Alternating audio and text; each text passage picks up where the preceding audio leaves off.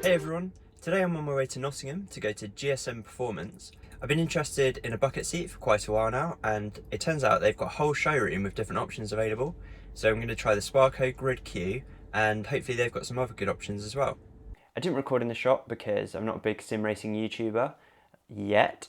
Like, comment, subscribe. But as you can see behind me, I did get a new bucket seat, and I learned a few things that you might find helpful if you're looking to get one. Going to GSM was awesome. It was a 1 hour appointment for me to just go and try all the different bucket seats, sit in them for as long as I wanted and see what worked for me. So if you can possibly get to a shop, I'd highly recommend it, but I understand it's pretty niche and depending on where you live, you might not be able to. So I wanted to make this video for anyone who can't get to a shop and to give you some more information to help you make your decision. So the coolest thing about going into the shop is I didn't have to think about the specs or worry too much about the materials or anything like that. I could just literally sit in the chairs and see what felt nicest. And from that I narrowed it down to 3 specific chairs. The first was a common sim racing seat, which I originally went in for, which is a Sparco Grid Q. The cool thing about the Grid Q is it's relatively affordable compared to some of the other seats at £405. It's a bit shallower, it's not as fitted as some of the other seats I liked, and the padding's quite thin. The second chair I really liked was the Sparco Evo, specifically the L version was the right size for me. The good thing about the Evo is it had a lot more padding, especially around my lower back, and it's very supportive, keeping you in place. The downside is it's the most expensive seat I tried at £584. The third chair that I liked was the OMP WRC-R. This was a brilliant chair. Everything about it was a step up in quality compared to the Sparcos in my opinion. The padding was nicer, the materials on the cushions and on the chair itself seemed a lot more hard wearing than the Sparcos, and I really felt that it was the most comfortable chair out of the 3 that I tried. The pricing was in the middle, so it was £524 for that one. So hopefully if you look up those 3 seats, that will give you some idea of where to start. One of the biggest problems I had with bucket seats is just not knowing what any of the differences actually meant. So I just wanted to cover what I learned and how I compared between the 3. So the first thing I learned is the size is so important. Obviously a chair that's too small for you is going to be too small for you, but something I was surprised about is the shoulder width was equally as important, if not more, than the hip width for me. So if the shoulder width is too narrow, it really pushes your shoulders forward and will cause you a lot of problems.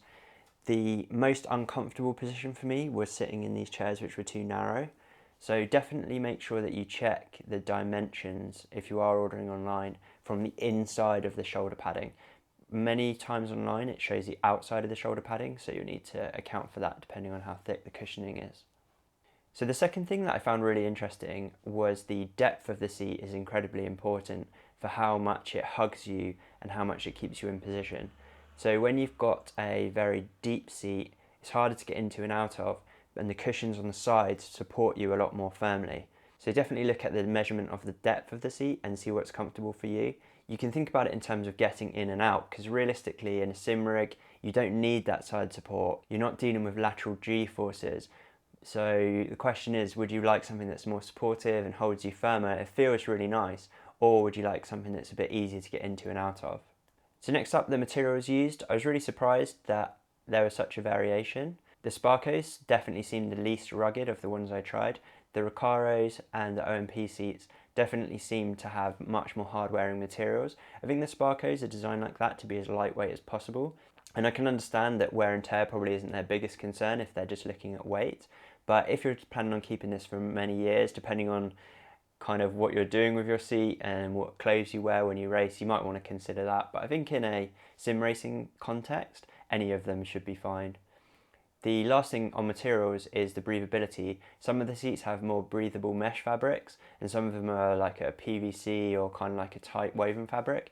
So again, that if you're getting sweaty during races, that's something you might want to consider looking into.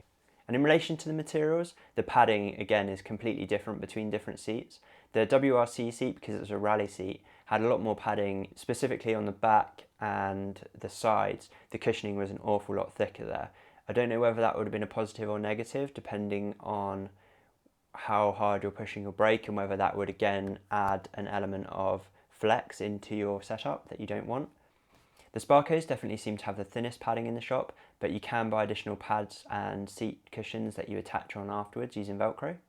And lastly, you can tinker with the cushions, so almost all of the cushions can be removed because they're Velcro attached, and you can buy additional ones, thicker, thinner, to suit you. So over time you can definitely fine tune your seat to be your perfect fit. The last thing I wanted to talk about is comfort. So online a lot of people say that you'd be better off with a used car seat or a gaming chair because a bucket seat is just a thin bit of fiberglass, and I didn't find that to be the case at all. I wonder if people are finding their bucket seats uncomfortable because they've got one that isn't suited for their body type.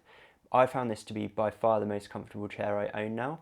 It's more comfortable than my Aeron chair in my office, and definitely way more comfortable than my GT Amiga chair that I had before. So I think the thickness of the padding really isn't a consideration to how comfortable or uncomfortable the chair is. Really it's about having the chair that's the right size for your body shape and allows you to be supported where you need it. So we've gone over the positives of going to the shop, but there was a negative, and that was similar if you've ever been to a bed shop. Making that final decision was so hard. I went back and forth, sitting in the chairs, one then the other, one then the other, and that was actually really stressful for me because I didn't want to make the wrong decision. I really enjoyed all three of those chairs. I think whichever one I got I would have been happy with ultimately, but I do still think, oh, I wonder if I should have gone for a different one. Anyone with eagle eyes looking at the chair behind me may have been able to tell that this is a Sparco Grid Q they actually went for in the end, and there's a few reasons that I went for this. Firstly, it was just cheapest, so I thought, do I need to spend that extra money? And for me it didn't make sense.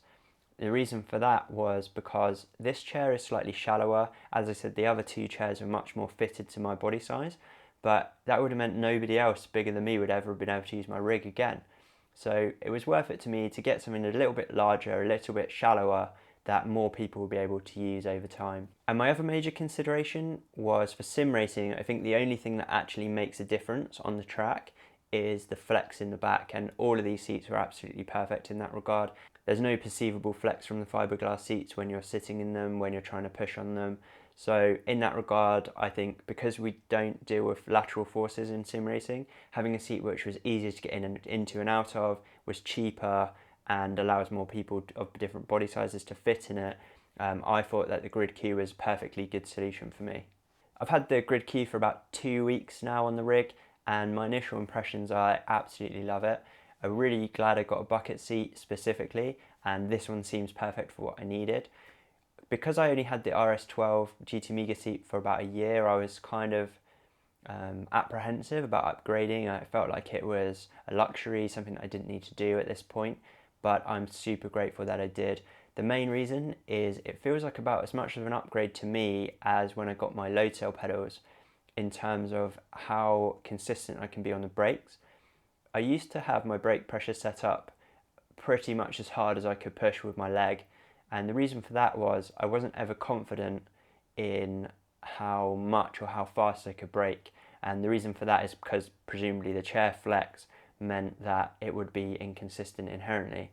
And since getting the Sparco on the rig, I've reduced my braking force in the VRS tool to about half of what it was previously. So by reducing the amount of brake force required to reach 100% braking in the game, it allows me to be a lot more detail oriented in my braking, and I can think a lot more about now how far I'm trying to brake, whether I'm trying to reach 100%, or whether I want to brake less. For trail braking it's not so different because I'm already hitting 100% and then braking back, but I can be a lot more detailed now in thinking I want to hit 30%, 40%, 50% braking into a corner, where previously that wasn't an option to me. I would just kind of slam it and see where I ended up. If you're thinking about getting a bucket seat but you're not sure where to start, drop me a comment below and I'll try and help. If you can get to the GSM showroom in Nottingham, I would highly recommend it. It was a really good experience for figuring out which seat I wanted. And finally, if you're thinking about getting a bucket seat but you've been putting it off because you're just not sure if it will make a big difference, I really would recommend it. It's been a great upgrade for me. Thanks for watching and I hope to see you racing. Bye.